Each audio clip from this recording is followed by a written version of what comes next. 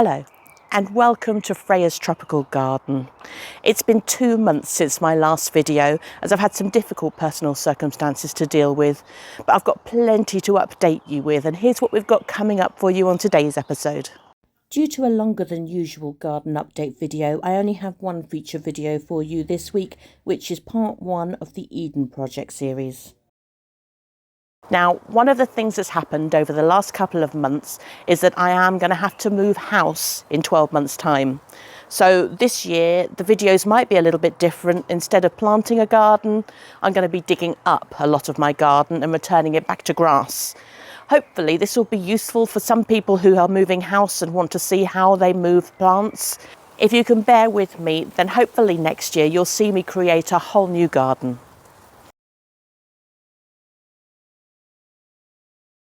It's been 2 months since I last updated you on how my garden's doing, and in that time there's been plenty of new growth. I took this video about a month ago, just as the tulips are starting to come out and the new leaves on the trees, and we're finally starting to get a little bit of colour in the garden again. And now the banana leaves are starting to open up, the gunnera's growing, the tetrapanax is producing new leaves, and we're finally starting to lose that dreary winter brown. I have already started digging up some of my garden. This was the most recent bed that I put in, so it seemed the most logical place to start, as the plants that I put in here won't have developed really strong roots yet.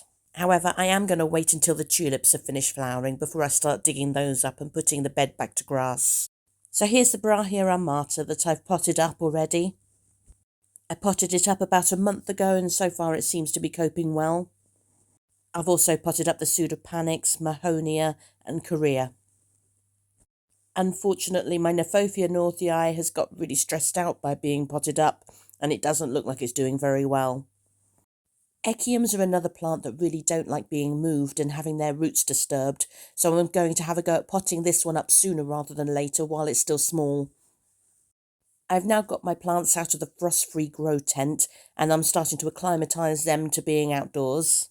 And this green stem is one of the 2 alocasias that I left out over winter. Both of them seem to have made it through yet another winter outdoors with just fleece protection. I should point out though that although this was sold to me as Alocasia gagiana, I'm not 100% certain it's a correct identification.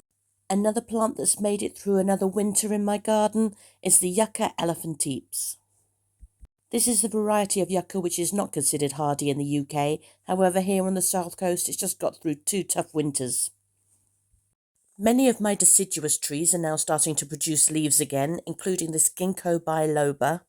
I took a cutting of it last year and all through winter wasn't able to tell if it was still alive or not, so I'm really relieved to see new leaves growing on this as well, especially as I may become quite dependent on my cuttings when I move if I lose the main tree.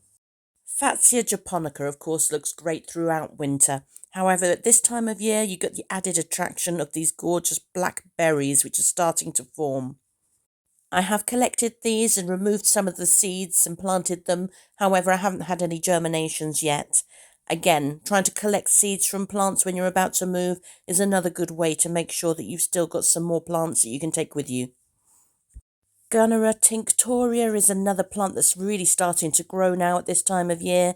This video was taken a month ago and now already you can see there's been a lot of growth since then.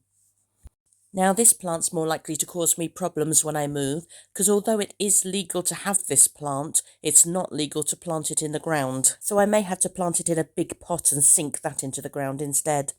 Now my arum lilies had only really just died back to the ground at the time of my last video, and when I recorded this one a month ago you can see they were already starting to grow back and flower. Although still a little straggly at the time, you can see now they've bushed out and they're flowering really well, and they really are a lovely addition to a tropical garden. A month ago the leaves on my tetrapanax were only just starting to push their way through, and now they're already starting to reach a good size and darken in colour. And it's really a stunning architectural plant in the garden. My tetrapanax steroidal giant has also come back this winter. This was going to go into the ground this year, but now of course it will be staying in the pot for longer. And although this winter has been another bad one for the Washingtonias, They are starting to come back again slowly now. A month ago, the Brunnera Alexander's Great had just started flowering, and now you can see it's covered in masses of these lovely, delicate blue flowers. And my ferns are starting to grow back again from ground level, like this Dryopteris, where you can just about see this new leaf here with beautiful burnt orange colour. And as it matures and fades to green, it produces some lovely colouring in the plant. My podophyllum is growing back bigger and stronger than ever. This is a beautiful foliage plant for a shady area, with its unusual textured leaves giving it the name Spotty Dotty. However, if you're not careful, you'll miss the beautiful flower buds that form underneath the leaf. I have several Acer palmatums around the garden, and this really is the best time of year for them, as the new leaves come out in all kinds of colours, red and orange and yellow and gold, and they are just so attractive, especially when the sunlight hits them. Most of my Acers are still quite small, so I'm hoping I won't have any trouble digging them up to pot them up when I move. Although I do intend to leave my largest one behind, because that's now the size of a small tree. And of course my most recent Acer was planted to mark the spot of burial of my poor cat Sparky, so this one is going to be very difficult to move, as I'll need to try and dig as much root as possible out without disturbing the burial. Spring is definitely the best time of year for Photinia red robin, as the masses of vibrant red new growth just contrast beautifully with the older green. And at the time of my last video, my red Camellia japonica was just starting to flower, and as you can see, it went on to produce masses of beautiful red flowers, which have now all faded. But this year has definitely been the best it's ever done so far, so I really do hope that moving it doesn't set it back too much, as is the case with my Magnolia stellata, which also flowered after our last video. It's still quite small, so hopefully it will cope okay with being moved. However, if it doesn't, I have also got this magnolia, which is still in a pot, so I'll be able to take that one with me absolutely fine. I'm less sure that my fruit trees will be able to cope with the move. I've got a pear tree, which is producing some beautiful blossom. And the flowers of this blossom are so pretty. When you look really close up, you can see the colours of the pink and the yellow and the cream. And I also have a cherry tree which is producing blossom at the moment, but both of these fruit trees are quite big and may be difficult to move. Now, of course, having a tropical garden, there's a lot of beautiful, dense foliage, but of course at this time of year there isn't really a lot of that around, so I do use a lot of summer bulbs like tulips to help bring a little bit more interest and colour into the garden at this time of year. I particularly like some of the parrot varieties of tulips with their large frilly petals. The Estella Rinveld variety I grew last year. But this year I've tried quite a few other varieties like the DJ parrot. And with the golden edges of these petals, this looks really stunning when the sun is shining on them. And two similar varieties of tulip are the Go-Go Red and the Acuminata, both of which have these unusual spiky petals that I think really look great in a tropical garden. The tulip ballerina you may remember from my earlier video on lasagna planting, and this is now flowering and it looks absolutely stunning. And then we've got the beautiful purple of the Negrita parrot. These lovely dark pink purpley petals add such a splash of colour to the garden. Of course, with tulips, many of them don't come back again the following year, so I won't be taking these with me when I move. So I will be digging them up as soon as they've finished flowering. However, these ones did come back again from last year, and they're looking absolutely beautiful, so I may try and rescue the bulbs and see if I can take these with me for next year. And I particularly love the contrast of the smaller peppermint stick with the larger marylin. The Camassia I grew for the first time last year in pots, and it's come back again this year, and unlike the tulips, this will come back every year and multiply, so this will definitely be coming with me to the new house. While the snake's head fritillary is a beautiful woodland type flower, it grows really well in part shade and prefers the damper soils that we've been getting this year. And of course, spring is the best time for an azalea. The masses of beautiful flowers that cover this plant just adds so much colour to the garden. And a nice surprise for me this year is my Chilean Glory vine, which has already started flowering, having survived this winter. It's the first time it's come through winter for me, so it obviously likes this sheltered wall. And I've been showing you my Korea's Marian's Marvel flowering all the way through winter, and it's still flowering now, even though it's been dug up and moved into the pot that hasn't phased it at all. I find peonies a treasure in spring, growing up from ground level so quickly to form a lovely big bushy plant in just a matter of weeks, and then it flowers. You can see the flower buds already starting to form on this, and when they open they are beautiful. Don't worry about the bugs that are on the flower bud. Bugs like this won't do the plant too much harm. However, if you do find a red lily beetle on any of your lilies or fritillaries, don't ignore them because they will decimate your plants. I put a link in the description to my last video on red lily beetle. Now you may remember last year I did a video on pollarding the Paulownia tomentosa. I took the tree down to the level of the fence and it quickly started growing up behind the crabapple tree. So this year I'm taking it down to ground level. Of course, you don't have to coppice or pollard a Paulownia. If you allow it to grow, then it will flower on the old wood and it does produce these beautiful purple flowers. If you choose to cut it back, then it won't flower. However, it will produce much larger leaves. And as that's the look I'm going for in a tropical garden, this year I'm going to be taking it right back to ground level. Don't be scared to cut so much of the tree back because it will grow again really quickly. However, as this is another tree that is well established in my garden, I won't be attempting to take this with me. Now you can see here that the point I cut it back last year is where that first branch is starting, and this is how much it grew again. I've held back on growing a lot of the seeds that I was planning to grow this year due to the move. However, the morning glories are annuals and shouldn't affect any of the beds that I'm planning to put back to grass in the near future. So I've got several varieties of morning glory seeds and I'm mixing them all together in a dish. This is a great method to use if you want to get an even distribution of a variety of different seeds. These can be sown in pots or they can be scattered directly on the ground. I often find I get a lot of self-seeded morning glories from where I've had them the previous year. So once I've added all the different varieties of seeds, I'm just going to shake them all around to evenly distribute the seeds. And then I'm scattering a few into a large pot and the rest I scatter directly into the ground outside. And within a couple of weeks they've started germinating, and when they get a bit bigger I'll be dividing them.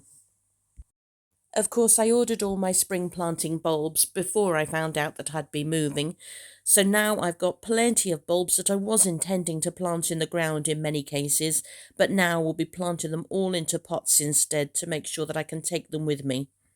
These include dahlias, gloriosa, hosta, caladiums, lilies and much more. So hopefully most of them will do okay in the pots this year, and when I get my new garden I can finally go into the ground.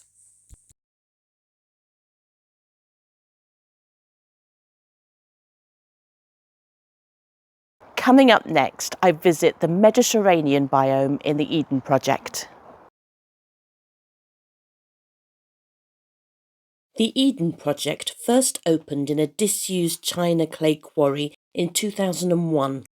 It is a world-renowned experimental garden which has become a must-see attraction near St Austell in Cornwall. It features two bubble-like biomes which demonstrate a fantastic feat of biological engineering underpinned by an ethos of sustainability. A beautiful outdoor garden zigzags down to the quarry floor to the biomes, which are considered to be the largest greenhouse in the world. At the entrance to the biomes there are cafes and gift shops, before entering the rainforest biome to the left or the Mediterranean biome to the right. Part 1 of this series of videos will focus on some of the plants you can see in the Mediterranean biome, featuring plants from as far afield as Western Australia, South Africa and California. The Mediterranean biome mimics environments with hot, dry summers and cooler, wetter winters, with temperatures ranging between 4 degrees in winter and 35 in summer. Plants here therefore tend to be drought tolerant and cope well with poor soils. There are over 1,000 different species and cultivars growing in this biome, and I will now talk you through just some of the plants that you can see here. Bougainvilleas are climbers native to Brazil and Peru. Bright-coloured bracts appear as though they're covered in masses of beautiful flowers, giving them a vibrant tropical appearance. Bougainvilleas will grow well in pots during the summer months, but will need to be kept frost-free over winter. They will grow best in full sun and watered regularly during active growth and fed high nitrogen feed until bracts show colour, and then change to a high potassium feed. Spartium junceum is also known as the Spanish broom. It's a vigorous, medium-sized shrub native to the Mediterranean and Canary Islands, which produces yellow flowers in summer and autumn and can grow up to 2 metres high. It's drought-resistant, which grows best in full sun and is hardy throughout most of the UK. Mulva arborea is also known as the tree mallow and was previously known as Lavatera arborea. It's a biennial or short-lived perennial shrub growing up to about 2 metres tall. It has large palmately lobed leaves and dark pink flowers in summer. It prefers full sun and is hardy in most of the UK. Ficus carica is the common fig tree native to Syria and Persia, although it has been grown in Britain since Roman times.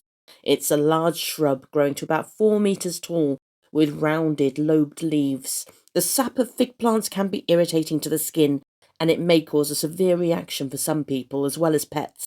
It prefers alkaline to neutral soil and grows best in full sun in a sheltered spot, surviving winter in most of the UK. Epilobium canum is also known as the Californian fuchsia. It's a semi-evergreen shrub native to North America, particularly the California region, and is most notable for its tubular scarlet flowers in late summer and autumn. It grows best in full sun in a sheltered spot and is hardy throughout most of the UK. Elegia capensis is also known as the horsetail restio. It's an elegant but invasive plant with bamboo-like stems and is native to South Africa. It can grow up to 2 metres tall and grows well in watery areas such as beside a pond. It prefers a sunny spot and is hardy in milder areas of the UK.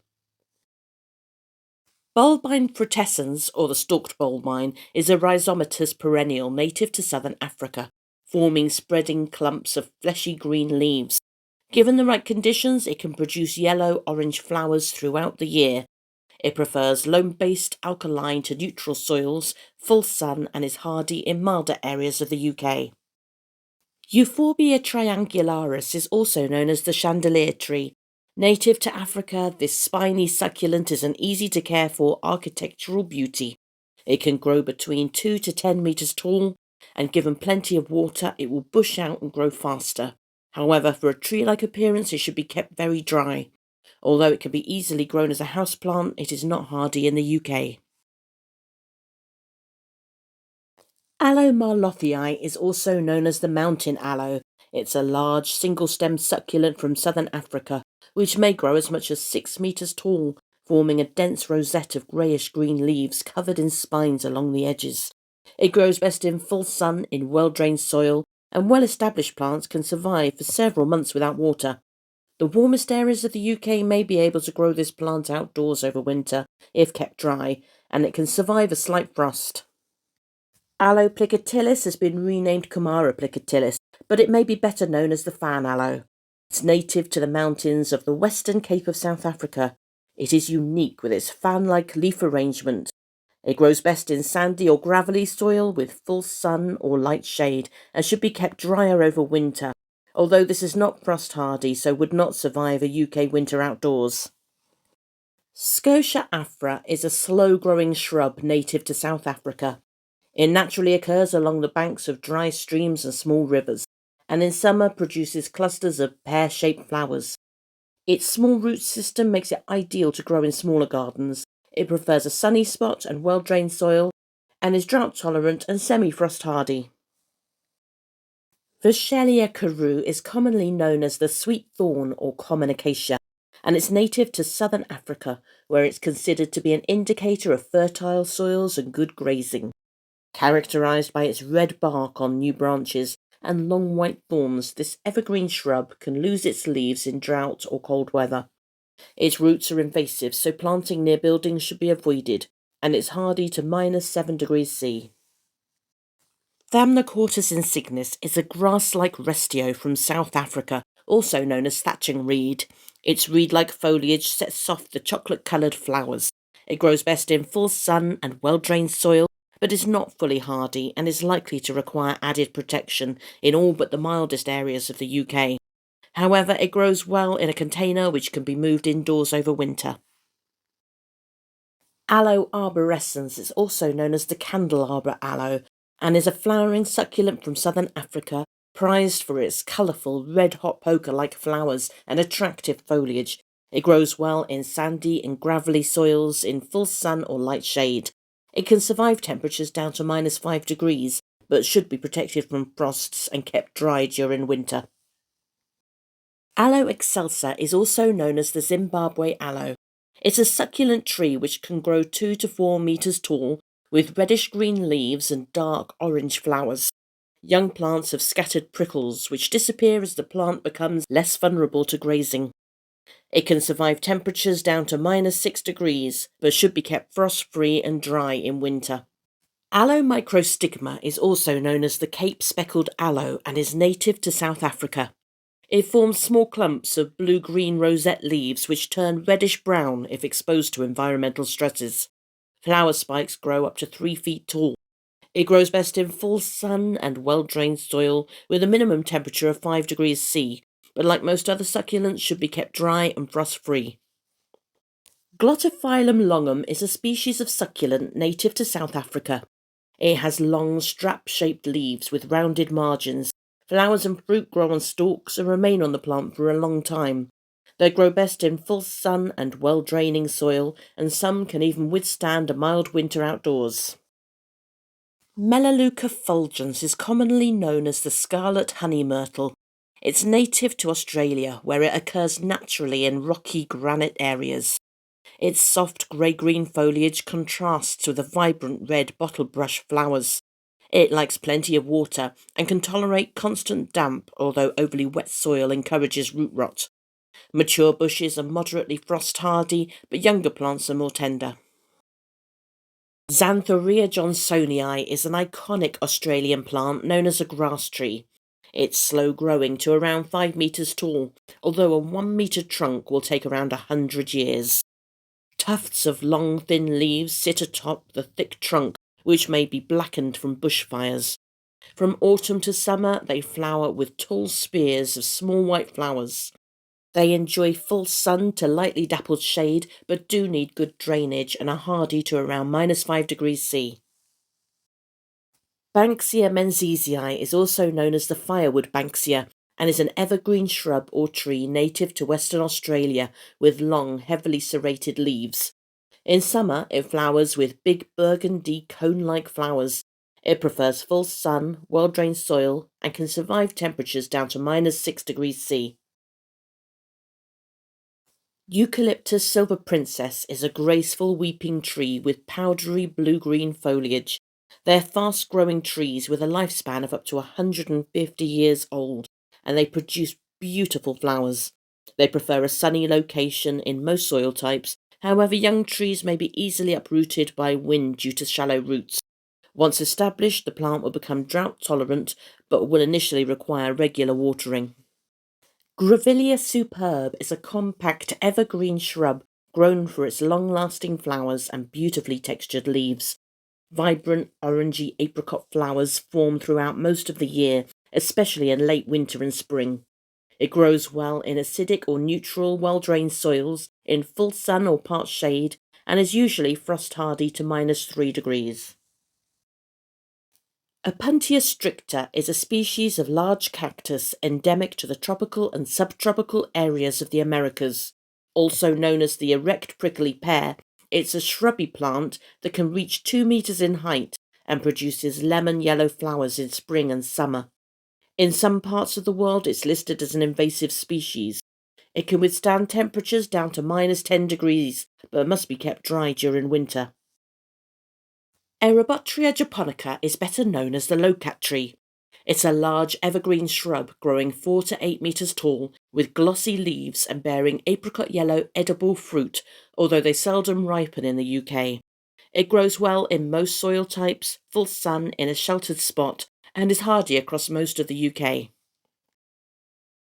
Butia capitata is also known as the jelly palm and is native to Brazil and Uruguay.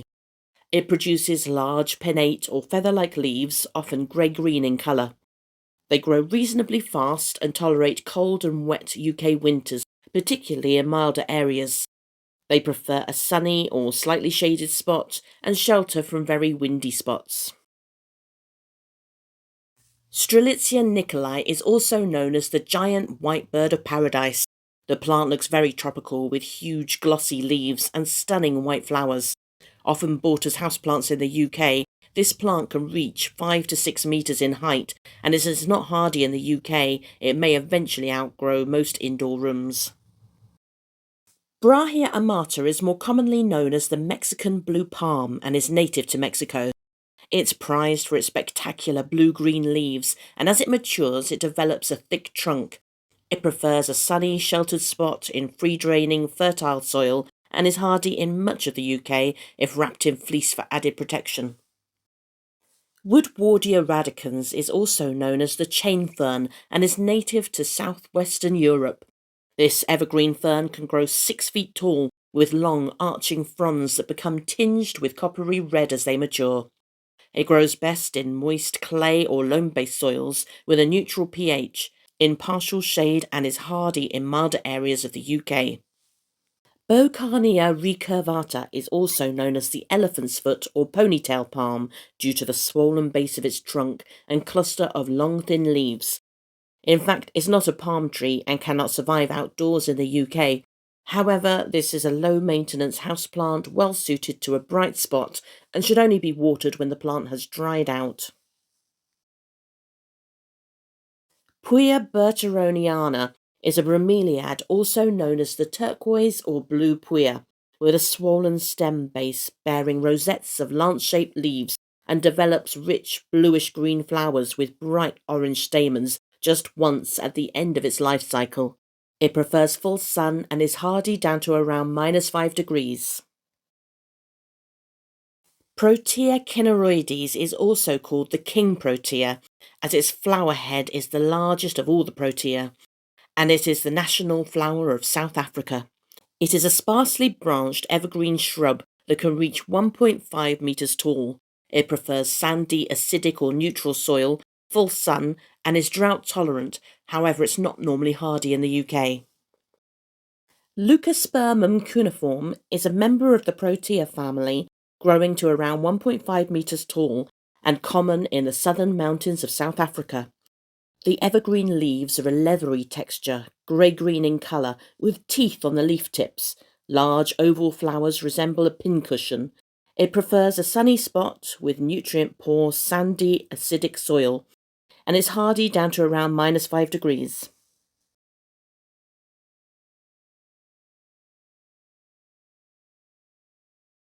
Well, that's all we've got time for today. I hope you've enjoyed this episode, and I'll see you again next time on Freya's Tropical Garden. If you're enjoying the content of Freya's Tropical Garden, then please help this channel grow by subscribing. Every new subscriber is appreciated, and by turning on notifications to my videos, you can also make sure that you don't miss any episodes in future. You can also follow me on social media, where I'll release links to my latest videos, as well as share my flower of the day. You can follow me on X, Instagram, Threads, Facebook, or join my Facebook group to engage in discussions and share your own photos. Freya's Tropical Garden webpage also has links to my videos and helpful advice. And now, in order to support the continued growth of this channel, there is an option of becoming a member, which will give you access to a private Facebook group where I'll be running monthly competitions exclusively for members, as well as additional exclusive content. And as always, I welcome your feedback in the comments below.